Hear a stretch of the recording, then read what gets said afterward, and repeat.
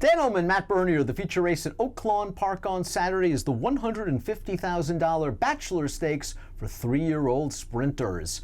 You can bet this race with a DRF Bets account, and if you deposit $100, you get to bet with $250.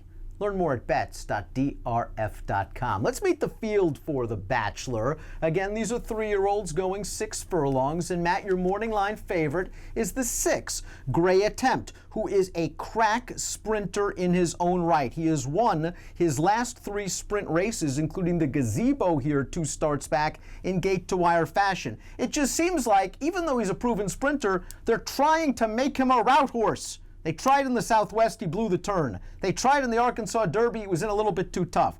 This is what he wants to do, but how many times do you get beat over the head before you say, what am I doing this for? I mean, I would like to think that they won't try to stretch him out ever again. I'd like to think that they'll just keep him at this sort of distance. Maybe you want to try at 7/8, that's fine, but keep him going one turn, because he was very clearly, he's telling you, based on what he's done thus far in his career, this is what he wants to do.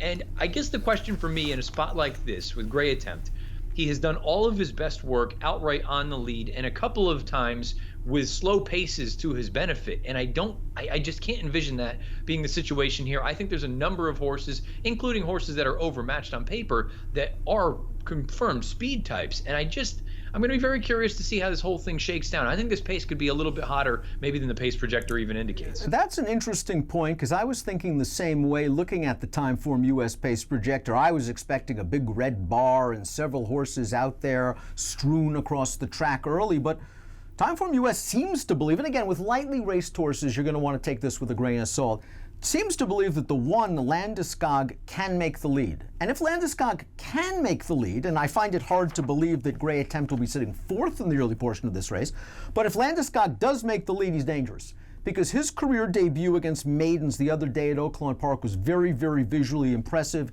He shrugged off 2 other horses. He won off very, very easily under a confident ride, and the runner-up came back to win in solid time. So really the key to this race is the first quarter mile.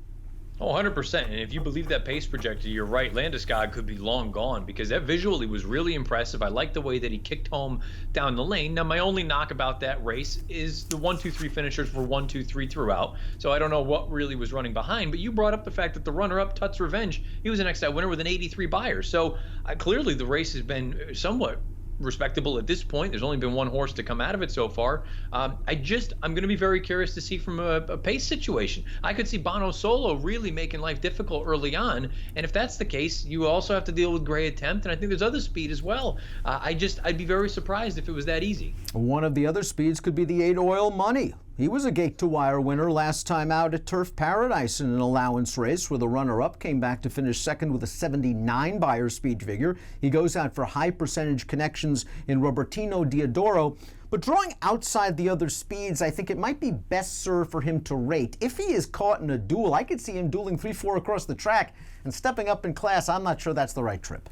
I don't think it's the right trip, but to be honest, I think that's the only way he can win this race. I can't envision a scenario with him sitting off of those other 3 horses, especially if they're more talented horses, despite the fact that they could be dueling out there and then coming and following and rolling over the top of him. I think you got to be aggressive from the outside, and even having said that, I just don't think it's going to work for him. Bono Solo, the number 2, one of 2 in here for trainer Steve Asmussen. This horse scored last time out, going 6 at Oaklawn in an optional claiming race. Did not like the field he beat that day, but he continues to improve with each and every start. We have a positive formulator fact for the great trainer Steve Asmussen. In the past 5 years, 3-year-old last out winners, 3rd off the layoff in dirt sprints, 32% winners, a 355 ROI. He does one of 2 things in this race. He either wins or he makes life miserable for the other speeds and sets things up for the other Asmussen. That's kind of how I looked at it, and there is common ownership here with Winchell Thoroughbreds. I kind of look at it and say, you know what, worst case scenario, he goes out there and he just, softens up the pace situation, and a horse like Nitrous comes over the top. Best case scenario, he sits just off of a horse like Landeskog, or if it's Gray Attempt that wants to go and maybe be the aggressor. Who knows? Maybe there's a scenario where he can sit just off and be as effective as he is when he's out there cutting out the fractions. He did sit about a half length off in that win most recently. I think he's going to be aggressively ridden from there, though. Like Gray Attempt, Classy John is cutting back in distance. They tried the Rebel. He deserved it based on his efforts against fellow Louisiana breds at both the Fairgrounds and Delta Downs, but that company, that trip, and that distance was just a little bit too much. I like him cutting back in distance, but this is also a speed type, and I wonder if the recent route efforts have sapped some of that speed just a little bit, and he'll have to come from slightly off of it. Yeah, that's my big concern here. He's another one that it feels like his best game is outright on the lead. I can't envision him making the front in here with that turn back in distance. And you brought it up, too tough in the Rebel. I'm not going to really hold the class against him, but he's going up against some really nice sprinters in this race as well. And I don't like the way it sets up.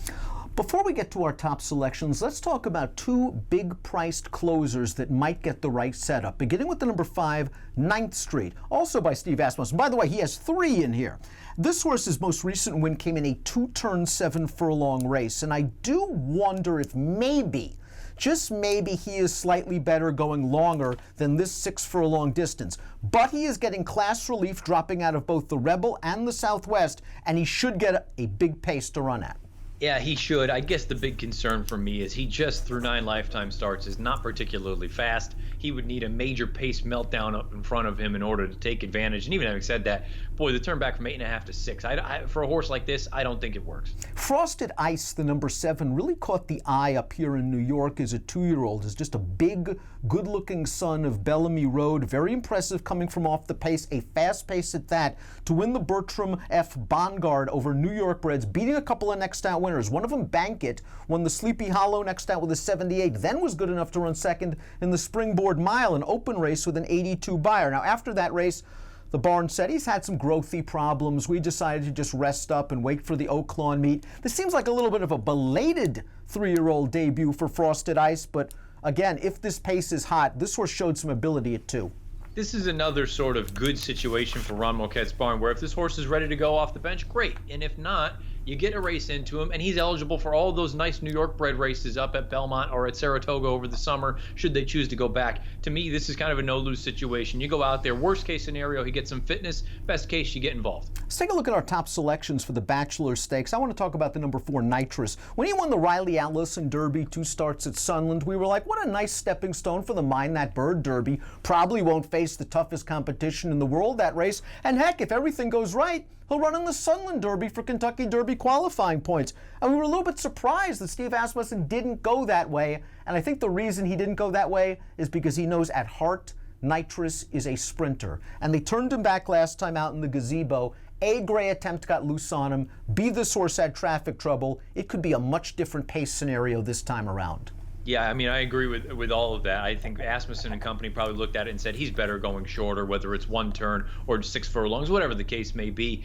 You take a look at the short comment for that gazebo. It says checked at the half. I don't know if I agree with checked, but I agree with your assessment where he was in and amongst horses down on the inside, and it just never seemed like a really comfortable trip. He still kicked on, and the big sort of problem was it was a slow pace, and Gray Attempt was the one that was controlling it. Now you look like it could potentially be a 180 in a spot like this. There's going to be plenty of company up front. He should get some pace to run at. I think second off the bench, he's going to be ready to go. And again, he's just one of those horses that I liked him as a 2-year-old. I'm still going to stick with him. I haven't given up hope just yet that he can continue to improve, take advantage of the circumstances here. Give me numbers. In this spot, I went 4, 6, 1, 7. I was very visually impressed with Landeskog's debut. I liked the 88 buyer speed figure, the 113 Timeform US rating. The key to this race, as we said, is the first quarter mile. I'm hoping Timeform US is right. It's hard to believe they're going to be right, but I'm hoping they're right because I think from what I saw in this horse's debut, this horse might be a chance to be a graded stakes quality sprinter down the road. So he gets the acid test in here. I need him to drift a little bit off the 7-2. That might happen with Nitrous in here, with horses like Gray Attempt, with a couple of other late runners. I'm going to give Landeskog a shot. I'm going 1-6-3-4 in the $150,000 Bachelor Stakes, the feature at Oaklawn on Saturday. Bet it with a DRF Bets account. You won't be sorry. Deposit 100, bet with 250. DRF Bets. Ready, set, bet. Approximate post time for The Bachelor, 5:28 Central. Good luck.